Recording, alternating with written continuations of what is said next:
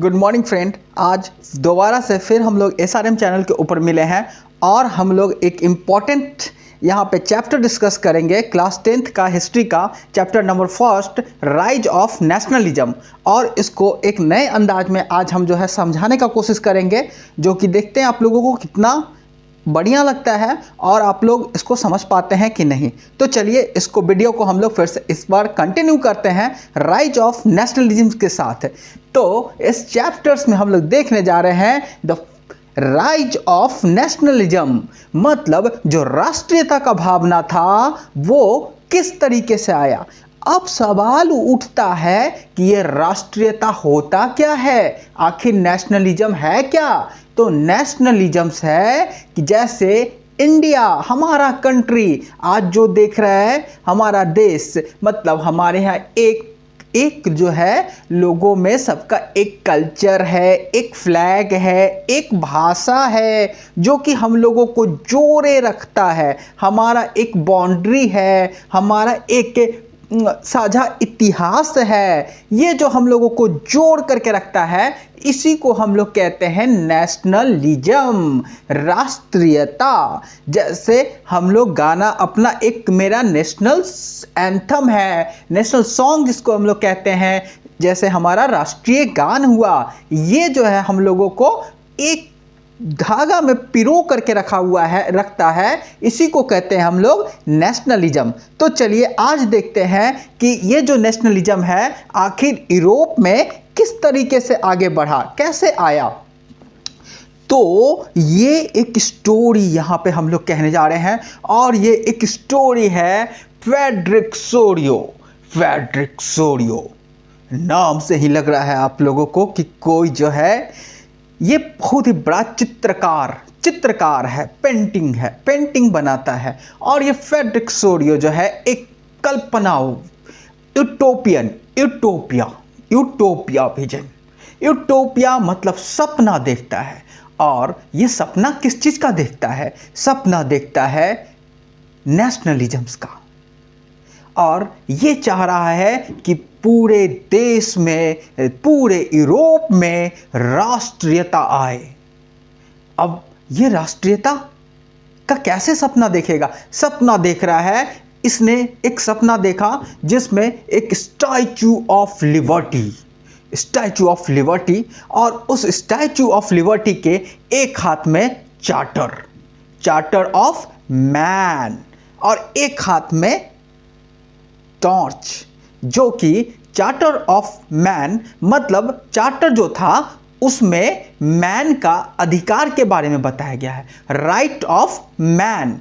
और जो टॉर्च है वो सभी को प्रकाश दिखा रहा है कि अब हम लोग सब जो है राष्ट्रीयता के साथ आकर जुड़ो, अब राष्ट्रीयता के साथ जुड़ो। और इस जो स्टैचू ऑफ लिबर्टी है, इसके जितने पीछे जो देश हैं जैसे यूएसए, स्विट्जरलैंड, ये लोग एक राष्ट्र बन चुके हैं। और स्टैचू ऑफ लिबर्टी के जो आगे हैं, जो स्टैचू ऑफ लिबर्टी के पास पहुंच रहे हैं, वो जो है राष्ट्र अभी बनने के कगार पे हैं। और उनमें सबसे आगे है फ्रांस का अगर हम लोग बात करें तो फ्रेंच जो है वो राष्ट्रीयता के पथ पे आगे बढ़ चुका था। और फ्रांस में जो है वहाँ पे आज़ादी मिल भी चुका था और सिटीजन्स ने अपना जो है कॉन्स्टिट्यूशंस भी बना लिया था। अब ये फ्रेडरिक सोरियो का, अब चलो थोड़ा फ्रेडरिक सोरियो के तरफ मूव करते हैं। तो फ्रेडरिक सोरियो एक कल्पना कर रहा है, एक यूटोपियन विजन्स के साथ एक सपना में जी रहा है कि पूरे दुनिया में राष्ट्रीयता होगा, राष्ट्र होगा, नेशन होगा, एक बाउंड्री होगा, एक कल्चर होगा, एक नेशनल एंथम होगा, ये जो है एक फ्रेटर्निटी होगा, सब में भाईचारा होगा। ये जो है फ्रेडरिक सोरियो का कल्पना था। अब फ्रेडरिक सोरियो चाह रहा है क्या कि पूरे विश्व से जो मोनार्की सिस्टम है ये खत्म हो जाए। मोनार्की सिस्टम्स का मतलब क्या दोस्तों? राजतंत्र, जहां राजा शासन किया करता था, जो भी राजा चाहता था वही होता था। फ्रेडरिक सोरियो सपना देख रहा है कि ये राजतंत्र खत्म हो जाए और पूरे जगह पे नेशनलिज्म का भावना आ जाए, सबके बीच में नेशनलिज्म का भावना आ जाए। और इसका शुरुआत जो था वो फ्रेंच का रेवोल्यूशन से होता है, आइडिया ऑफ नेशन। 1789 का वक्त है। चेंज जो है फ्रांस में चेंज आ गया है फ्रेंच रेवोल्यूशन के बाद। और फ्रेंच रेवोल्यूशन के बाद क्या क्या चेंजिंग आता है इस चीज़ के बारे में हम लोग इसमें देखेंगे। तो देखिए फ्रांस में कैसे चेंजिंग आता है। फ्रांस में पहला चेंजिंग क्या होता है कि पावर जो है वो ट्रांसफ़र हो जाता है मोनार्की से सिटीजन्स के पास। जो राजतंत्र था उससे अब नागरिक के पास अधिकार पहुंच जा रहा है। 3 कलर का तिरंगा फ्रांस का अपना हो जाता है। फ्रांस भाषा जो कि राष्ट्र का भाषा बन गया है। नया एक नेशनल एंथम वहां बन रहा है। सारे लोग ओठ ले रहे हैं, प्रतिज्ञा ले रहे हैं। Estate general was elected. Estate general जो है वो इलेक्टेड होंगे and renamed national assembly. Internal the custom dues were abolished. The French armies begins to carry the idea of nationalism abroad. पूरे मुल्कों में घूम घूम कर फ्रांस में जो क्रांति आया उसके बारे में फ्रांस के आर्मी बता रहे थे। अब देखिए क्या क्या आया फ्रेंच रेवोल्यूशन में। क्या होता है, पहला मोनार्की से शिफ्ट हो जाता है पावर सिटीजन्स के पास, ट्राई कलर ऑफ फ्लैग्स। तीसरा पॉइंट क्या होता है, French language declared as the national language, new national anthem compose and oath taken, estate general was elected and renamed National Assembly, internal custom dues were abolished. The French armies began to carry the idea of nationalism in abroad. Abroad में फैला रहा है French army. क्या फैला रहा है, idea of nationalism, राष्ट्रीयता का भावना। अब जो है फ्रांस में सब कुछ बढ़िया चल रहा होता है, बस यहीं पे रॉबेस्पियर का सरकार आता है। और रॉबेस्पियर ने क्या क्या किया था इसके बारे में हम लोगों ने क्लास 9th में देखा है। इसके बाद कुछ दिन के बाद फ्रेंच जो है बिल्कुल खाली रहता है और यहाँ पे एंट्री होगा अब जबरदस्त तरीके से एंट्री। और ये एंट्री होता है नेपोलियन का। और नेपोलियन ने एक कोड लाया जिसको कहते हैं सिविल कोड ऑफ 1804 का कोड था नेपोलियनिक कोड। अब ये नेपोलियनिक कोड क्या था इसको देखते हैं। तो नेपोलियन जैसा ही आता है एंट्री मारता है और वो सब कुछ अच्छा काम करता है लोगों के लिए। लोगों को लगता है वाह कितना बढ़िया, सारा चीज अच्छा ही हो रहा है। Established equality before law, कानून के समक्ष सभी एक समान होंगे फ्रांस में। Secure the right of property, सभी लोगों को प्रॉपर्टी रखने का अधिकार। Abolish the feudal systems, ये जो feudal systems है इसको खत्म किया गया।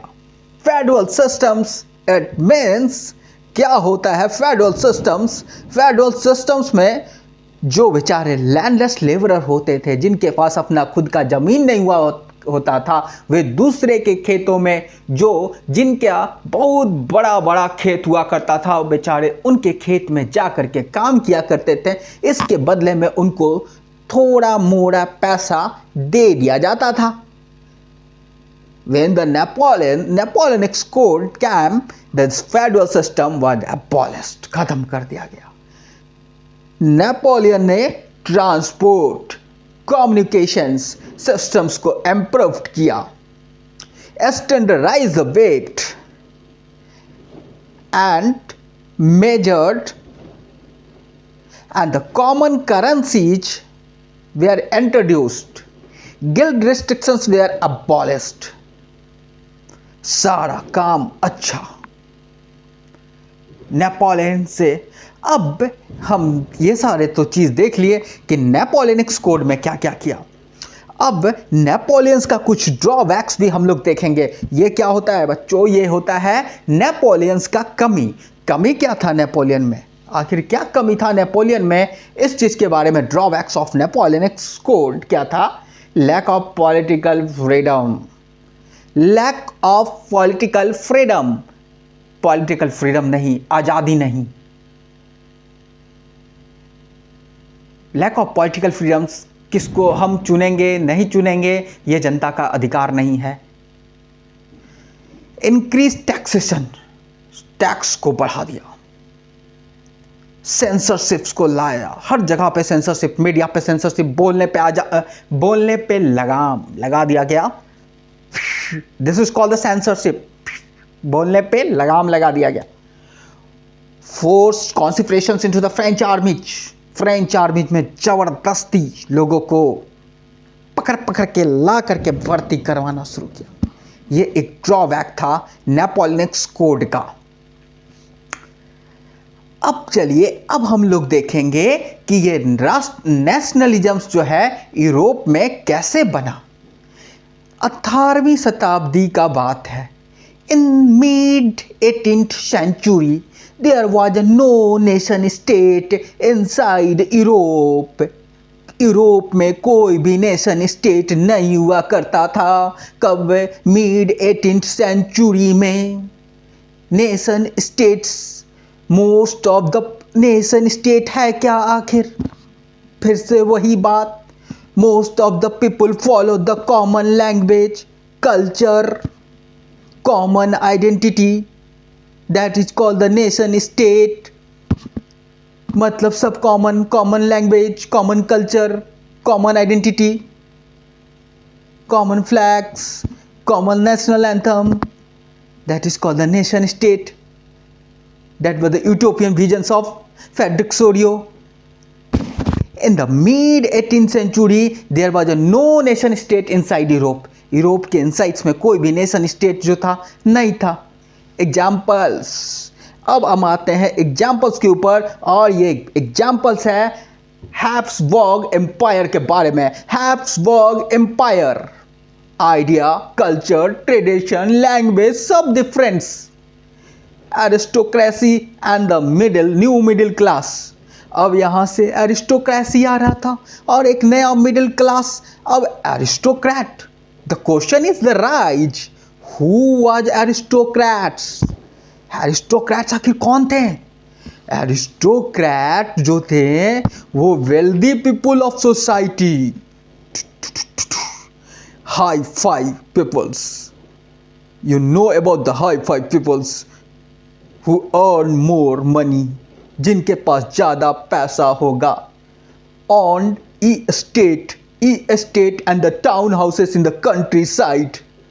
estate, जिनके पास संपत्ति होगा, टाउन में भी घर है और गांव में भी घर है जिनका, that is called aristocrat। socially and the politically powerful, समाज में भी पावरफुल होंगे, पॉलिटिकली भी पावरफुल होंगे। Families connected by a marriage ties, वो अपने ही वर्गों में शादी करेंगे, अपने ही बराबर के लोगों में रिश्तेदारी होता है, अपने ही बराबरी के रिश्तेदारों में ही शादी करेंगे। Aristocrats, family connected by a marriage ties, the spoke the French. और उस समय फ्रेंच बोलना मतलब अपने आप को एक एरिस्टोक्रेट शो करना, और वे लोग फ्रेंच बोला करते थे। कौन? Aristocrats. United by a common way of a life, और वो लोग एक तरह का जीवन से सारे के सारे लोग यूनाइट होते थे। That is called aristocrats. Wealthy people of the society on the estate and the town houses in the countrysides, socially and the politically powerful. families connected by a marriage ties. Thus spoke the French, united by a common way of life. अब बेचारे बात करते हैं हम उन किसानों के बारे में। पीजेंट्स कौन होते थे? पीजेंट्स किसान, बेचारे गरीब, पुअर पीपुल ऑफ सोसाइटी के वैसे तबके के बेचारे जो गरीब हुआ करते थे। Did not have a much land, जिनके पास ज़्यादा ज़मीनें नहीं थी। And the same were even a landless, बहुत सारे ऐसे थे जिनके पास तो कुछ भी लैंड नहीं था। बेचारे कुछ लोग ऐसे थे जिनके पास थोड़ा मोड़ा लैंड हुआ करता था। ये पीजेंट्स लोग थे, गरीब लोग थे। दे वेयर, और ये क्या थे? ये मेजोरिटी में थे। पीजेंट्स जो थे वो मेजोरिटी में थे और एरिस्टोक्रेट जो थे वो छोटे से थे। मतलब इसलिए क्योंकि एरिस्टोक्रेट्स का संख्या कम था और पीजेंट्स लोगों का ज़्यादा था। दे वेयर नॉट पावरफुल, बट बेचारे किसान जिनके पास ज़मीन नहीं, अपना ज़मीन नहीं, अपना है भी तो थोड़ा मोड़ा ज़मीन है, तो वो इतने पावरफुल नहीं होंगे। पावरफुल कौन होंगे जी? पावरफुल एरिस्टोक्रेट्स होंगे। तो एरिस्टोक्रेट्स के बारे में हमको पता चल गया, पीजेंट्स के बारे में पता चल गया। अब एक नया वर्ग आता है और इस नए वर्ग को कहते हैं मिडिल क्लास पीपल। आखिरकार नेशनलिज्म कौन लेके आएगा? तो ये लेके आएगा middle class people. Middle class, they were neither rich,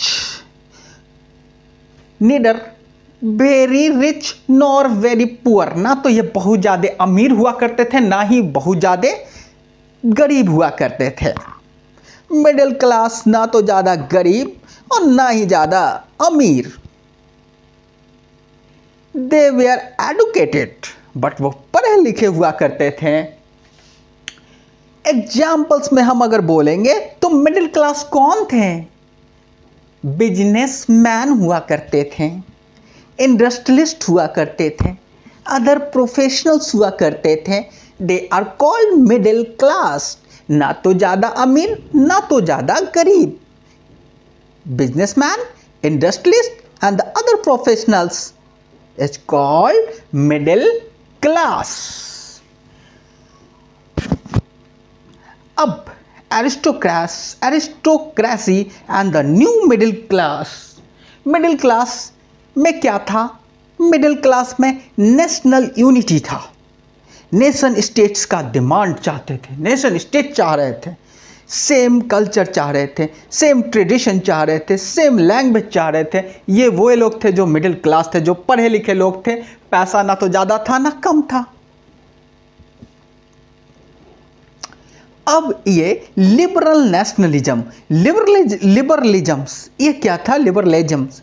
what did liberal nationalism stand for? Liberals लोग क्या चाहते थे? लिबरल्स बेचारे, लिबरल्स क्या है? लिबरल जो थे वे चाह रहे थे कि एरिस्टोक्रेसी रूल का अंत हो। End of aristocracy rule, aristocrats का खात्मा हो। Government with people agreement, government जो रन करे वो लोगों के द्वारा बनाया हुआ एक अग्रीमेंट से चले, एक कॉन्स्टिट्यूशन से चले। फ्रीडम ऑफ इंडिविजुअल, हर एक लोगों का फ्रीडम हो। इक्वालिटी बिफोर लॉ, कानून के समक्ष सभी एक समान हो। एंड ऑफ क्लर्जी प्रिविलेजेस, जो क्लर्जी हुआ करते थे उनको जो विशेषाधिकार था उसको ख़त्म करना चाहते थे। ये क्लर्जी लोग कौन थे? तो जो चर्च से बिलोंग करते थे, जो फादर्स हुआ करते थे, वो लोग को क्लर्जी कहा जाता था और इनका जो विशेषाधिकार था वो ख़त्म चाह रहे थे।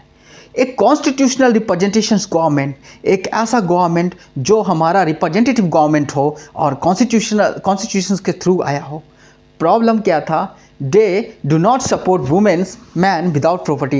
वे लोग का एक कमियां था। लिबरल्स नेशनलिज्म तो बड़ा बढ़िया था कि एरिस्टोक्रेसी का अंत हो, गवर्नमेंट जो है वो पीपुल्स का एक एग्रीमेंट हो, उस पे वो चले, फ्रीडम ऑफ इंडिविजुअल, लोगों का स्वतंत्रता हो, साथ ही साथ इक्वालिटी बिफोर लॉ हो, कानून के समक्ष सब बराबर हो, एंड हो क्लर्जिकल, ये जो क्लर्जिकल लोगों को प्रिविलेज है जो वो खत्म हो, कॉन्स्टिट्यूशनल रिप्रेजेंटेशन हो गवर्नमेंट का। बट प्रॉब्लम्स क्या था मेरे भाई? प्रॉब्लम्स था they do not support women. वे लोग महिलाओं का सपोर्ट नहीं कर रहे थे। वे लोग ऐसे पुरुषों का सपोर्ट नहीं कर रहे थे जिनके पास प्रॉपर्टी नहीं हो। अब देखते हैं, ट्रेडर जब ट्रेड करते थे तो उन्हें हर जगह टैक्स देना पड़ता था। हैमबर्ग से न्यूमबर्ग 11 टैक्स लग जाता था, 11 तरह का टैक्सेस, वो भी 5.55% हर एक जगह। स्टेट ऑफ करेंसी चेंज करना पड़ता था, हर जगह टैक्सेस लग जाता था।